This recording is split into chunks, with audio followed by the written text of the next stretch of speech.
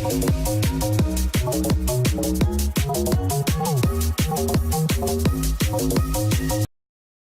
all those who think that beauty pageant is all smile and good looks and everything merry, take a look at the following 10 beauty pageant controversies that stir the world.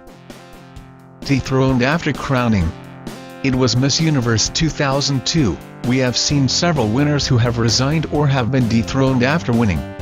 But one of the most mysterious dethroning happened in 2002.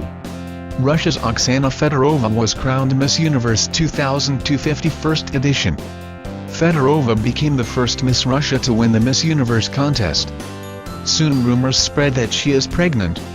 She stated that she voluntarily gave up her crown for personal reasons, mainly because she wanted to finish her law degree.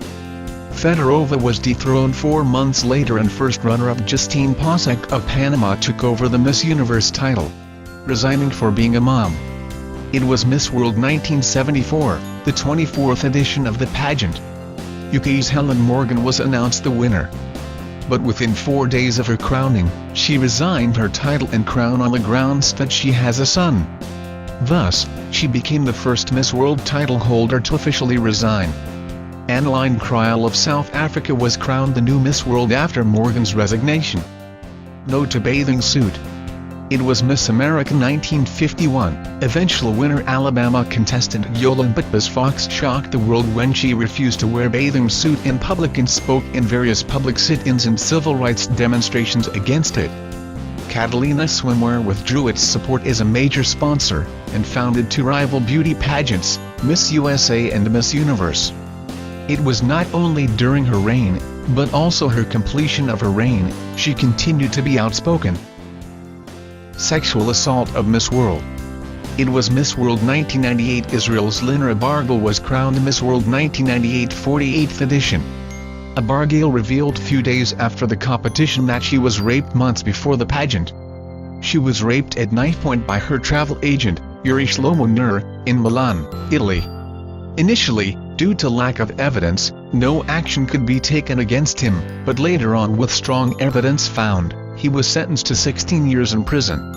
Abargil called for other women to follow her example. Since then, she has become a global advocate in the fight against sexual violence. Death of Miss Honduras. It was Miss World 2014, Maria Jose Alvarado was crowned Miss Honduras World in April 2014 and was all set to represent Honduras in Miss World 2014 64th edition, the 64th edition of the pageant. But on November 19, 2014, months prior to the event, she and her sister Sofia Trinidad were found murdered and then buried in the village of Cabletales. As a tribute and honor to the 19-year-old beauty queen, Miss Honduras pageant organizers decided not to replace Alvarado and therefore Honduras officially withdrew from the contest that year. Winner slammed for gaining weight.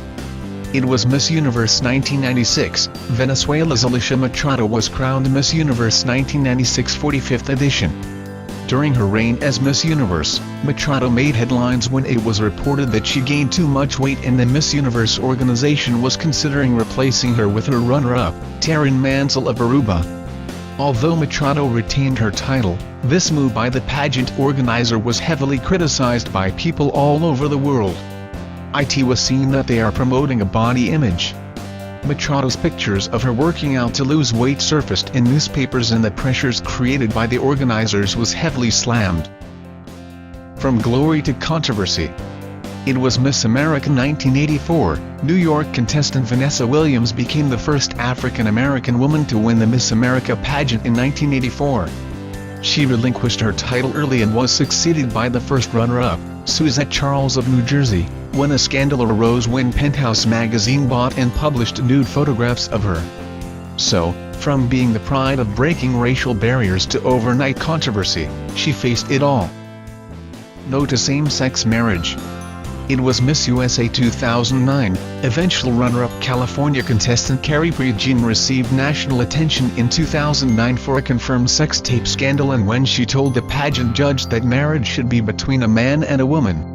When asked by Judge Perez Hilton in the final question round that whether she believed every state should legalize same-sex marriage, Carrie replied, I think it's great that Americans are able to choose one way or the other. We live in a land where you can choose same-sex marriage or opposite marriage. And, you know what, in my country, in my family, I believe that marriage should be between a man and a woman, no offense to anybody out there. But that's how I was raised, and I believe that it should be between a man and a woman. Getting boost from the audience and worldwide criticism. Transgender debate. It was Miss Universe Canada 2012, controversy arose when transgender contestant, Jenna Talakova was disqualified from the competition on the grounds of not being a naturally born female. This led to huge criticism of the organization, and they eventually let her participate. Although Talakova made it till top 12 and didn't win, she left a mark of her own for breaking gender stereotypes. She is now one of the most successful transgender models in the world. Racial hate message for winner.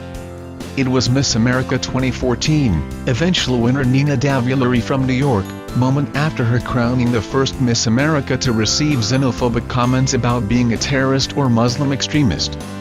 Davulari, who is of Indian heritage, saw racial hate messages against her due to the proximity of the event date to the 9/11 anniversary, since the event took place on 15 September 2013.